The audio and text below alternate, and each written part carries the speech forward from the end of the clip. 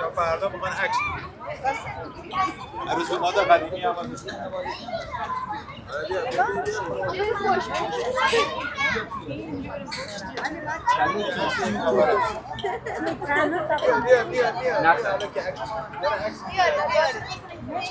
بیا عکس یک نفره آقا یه عکس میدهی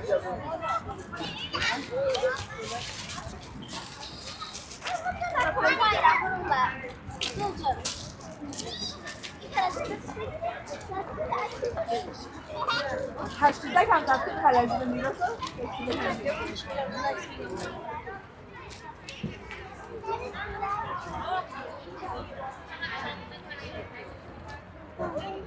خیلی خوب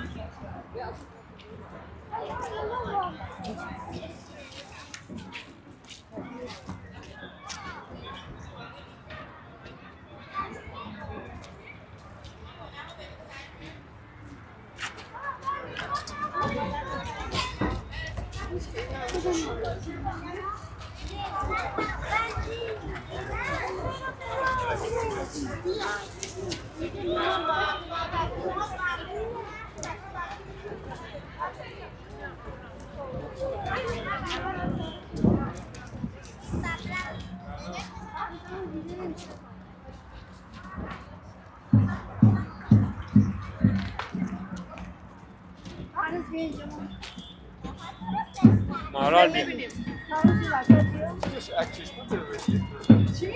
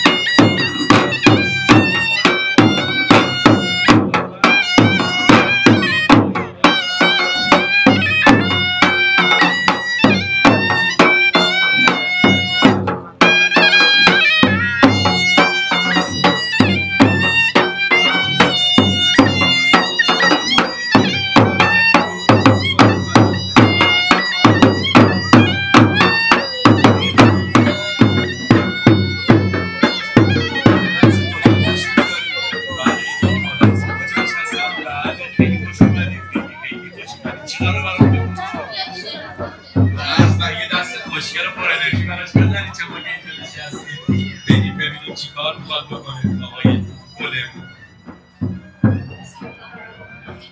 همین هفته برون رفته و چشمم ساریست، حال هجران تو چه دانی کشه مشکل حالیست. مردم دیگه زراد فرخ او در رخ او عکس خود دید و گمان برد که مشکین خالیست. میشه که شیر هنوز از لب همتون شکرش گجر شیرگری هر مجرد قطاریست. ای که انگشت نمایی بکردم در همه شهر وقتی در حال غریبان عجبت احوالیست. بعد از اینم نباید شایع بدن گوهر فرق که دهان تو در این نکته خوش استدلالیست.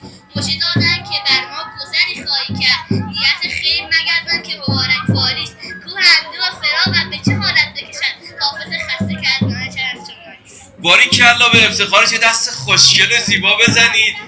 کیف کردیم باریکلا آقای جعفرزاده خدا هنوز شعرهای فارسی رو بچه‌ها دارن زنده نگه می‌دارن. بله چقدر خوبه، حافظ خونی و اشعار سختی هم داره واقعا. آفرین. باریکلا. خب نوبتی هم که باشه نوبت دختر خانمای گلمونه. بریم صدا بردار خودمون یه آهنگ خوشگل بذاره پر انرژی تر بشیم، بعد بریم سراغ این دو تا دختر گلمون ببینیم قراره برامون چی بخونن. اینایی که اینجا هستن، اونایی که تو انتهای این مسیر زیبا هستن، به افتخار خودشون و عشقای زندگیشون یه دست خیلی خوشگل و زیبا بزنن.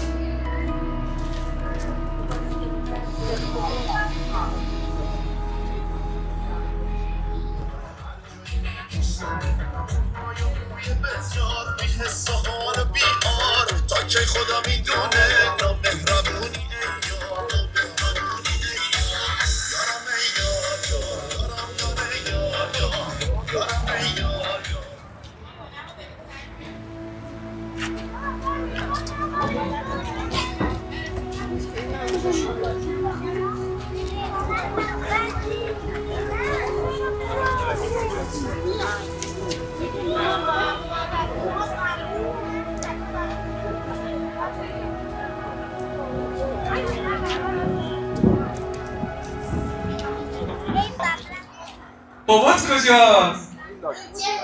اینجاست. بابات خیلی دوست داره. تو هم دوستش داری بابات یا نه؟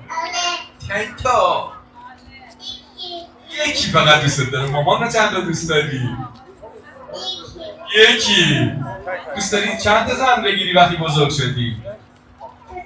بله. ببین ماشاءالله. تو هم از آب زیرگاهایشی باباش.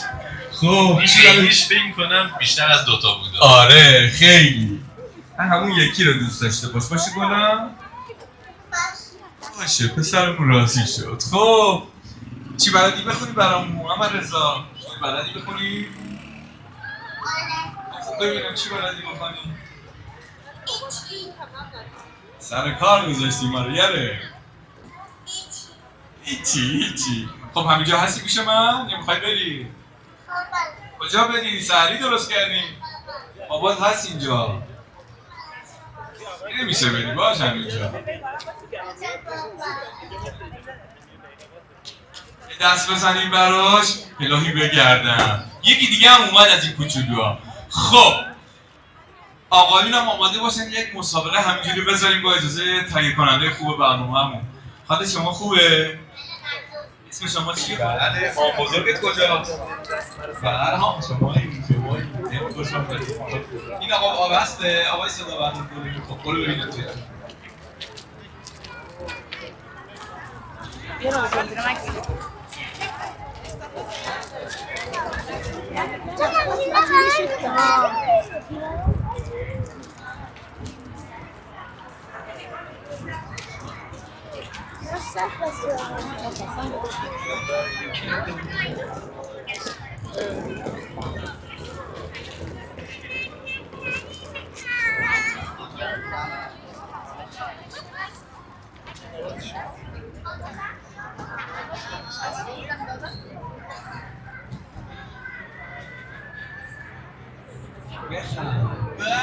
بخندیم یه دست خوشگل به افتخارش بزنیم.